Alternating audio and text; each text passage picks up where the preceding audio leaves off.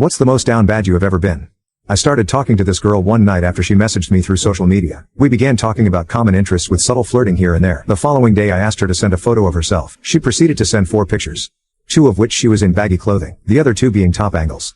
All of these photos had 2 things in common. All had filters, and all hid what everything below her neck looked like. I instantly suspected that she was horizontally challenged. After talking for a little while, our conversation shifted to a more intimate context. She told me about some of her fantasies, such as getting tied down and tickled. I refused to follow through with that one but told her I would fulfill some of her other ones. We made a plan for her to sneak over while my parents were out of my house the next day. Well, the next day rolls around and we talk about her coming over, which she later does. After waiting an hour for her bus to get to my house, I waited outside so she knew which house was mine. As she walked to my driveway, I noticed something about her. Not only was she hiding her body for good reason, but she was also very unattractive in person. Maybe a solid 2 out of 10. To put the cherry on top of the cake, she smelled like a mix of body odor and cigarettes. Me, not wanting to be rude as she had just traveled across town to do the devil's tango, walked into my house and into my room.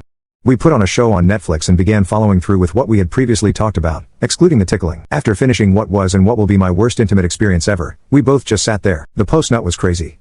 I actually went into my bathroom and took a long and hard look at myself in the mirror. I'm pretty sure a tear even streamed down my eye. I came out and sat down.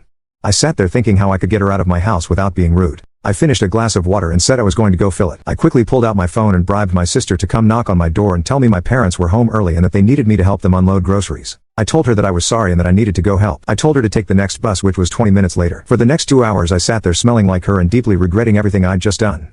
Game is game though.